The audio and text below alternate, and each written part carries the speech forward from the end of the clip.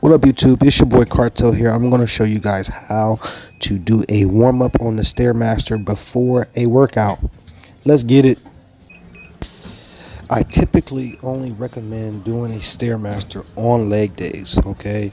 Since you plan on working the legs, I always prefer warming up the legs, having them doing functional movements that you would do in the workout, and just try to prep the legs before the workout.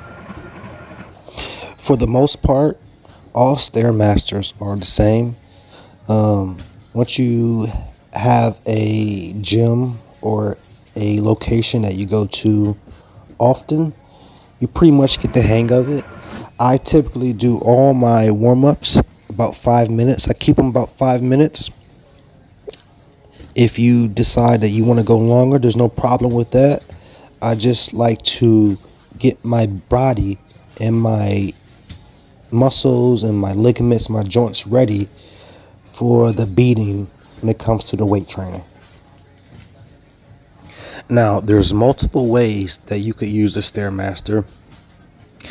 Number one, you can use it the regular way, where you go step by step.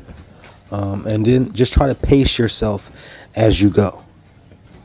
The second option is always skipping a step, right? Skip a step opens up your range of motion, opens up your gait, allows you to get a better stretch with your muscles, which I definitely recommend you try, whether it's every other minute, whether it's just for 5 minutes. That is an option for you. Number three, I would say, would be going backwards, okay? Walking backwards.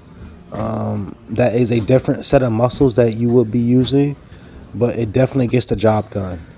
And like I said, I like to keep my workouts at 5 minutes, okay? After those 5 minutes right there, I shut it down and I head to the gym part.